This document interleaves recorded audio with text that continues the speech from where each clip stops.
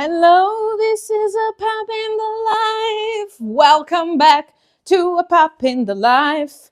Episode 92. We are arranging the 100th episode.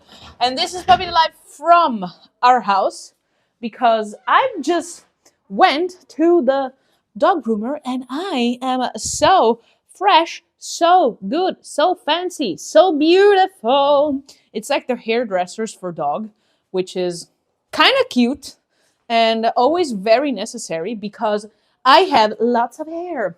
Anyways, enough with the dog content.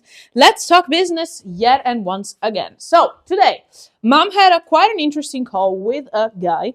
Ciao, Gianluca, you know who you are. And they were talking, well, business, of course. And this guy runs a company that basically does technology around HR and welfare. And this was a very interesting call. And to be honest, I just, want to acknowledge that because it was very, very, very, very, very nice. And I want to acknowledge that because I was there. And I know. But anyways, what's key in this conversation is something that Mom always talked about in other episodes, maybe as well, but that she finds very important for you to know and for everyone that wants to run a tech business and to really understand how this tech world is working, which is the real job of a founder or even a manager sometimes at higher levels in a deep tech company or a tech company in general. So let's start from that. Mom runs an AI startup. What does running an AI startup mean? It basically means being able to answer to lots of questions coming from people who don't understand nothing about AI.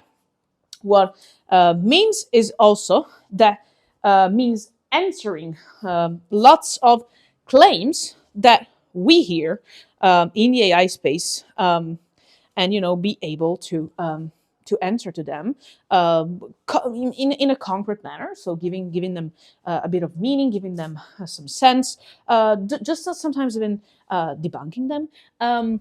It is very necessary, and being it very, very necessary means that you shall understand when people are just talking because they talk a big game around things and they like to talk about stuff they might not know, but also when they're like genuinely concerned. And I mean, this is just to say it's a big game of being able to handle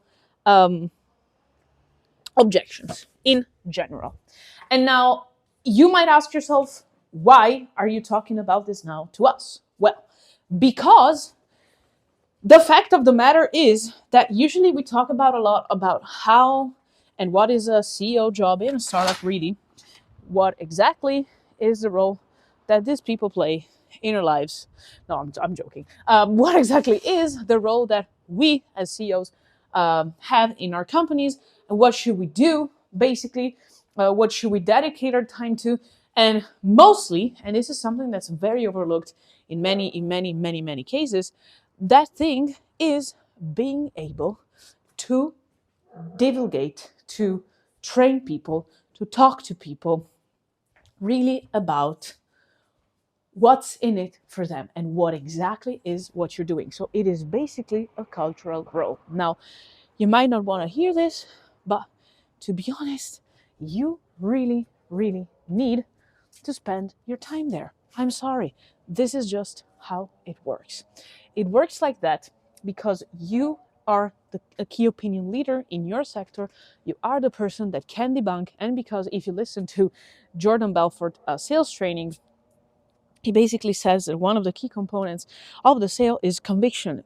And this is obvious, no? If you try to sell something and you're not convinced about what you're selling, your prospect will never be convinced in his own as well. This is pretty self-evident, but unfortunately, it is not something so clear. Otherwise, everybody would do it, no? So this is mainly what there is for the CEO and the founder and very high level profiles in a startup, in a tech startup especially. Now, this person doesn't even do AI, but he does tech, and he does exactly the same that mom does in his own thing, because it is very much needed in his space as well, because people have, you know, ideas, they have stereotypes, they have convictions that might not be just true. And to be honest, you'll say the same about your sector. There are 10 top things that you can think of that a prospect has in mind and that are not true. And even maybe they don't become a prospect for even that specific reason, because they have something else in mind. And now think about that. Think about how much Gary Vee says, just share your best things for free. Why do you think he says that? Well, because you're going to do great on content, but especially because people don't have the knowledge that you have. And you cannot go into the trade sale and just try and sell them the shit out of your product because they don't understand it. You need to take time to do some training, some culture, some divulgation, however you say that in English. We use this Latin word, which is divulgazione. It is Italian, but it comes from Latin. So I'm sorry if you don't, but you need to do it. And that's also why you need to become a storyteller and brand yourself, because people are going to listen to you. They're not going to listen to your company. They don't read press releases. They want to listen to you. They want to hear what you have to say around things. And that's also why you need to be breaking news, because you need to break those stereotypes, because they need to think about something, and they need your sector, for example, and they need to think about you as a trusted source for information.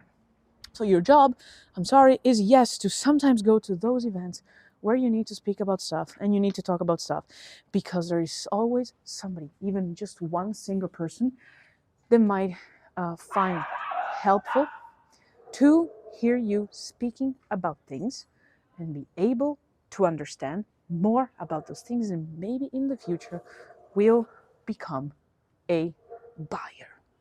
We never know when, but maybe they will. Anyways, so this was all for today, and I hope this was valuable. I hope you can be, just like me and Gianluca, two people that are culture voices, culture leaders, at least we try to be, in our own space, to make it better for everybody else in the space, and just not. Take your example, do the best you can, train yourself to do it. There is no better when to start than now. Send you kisses, hugs, and a bit of barks. Bye!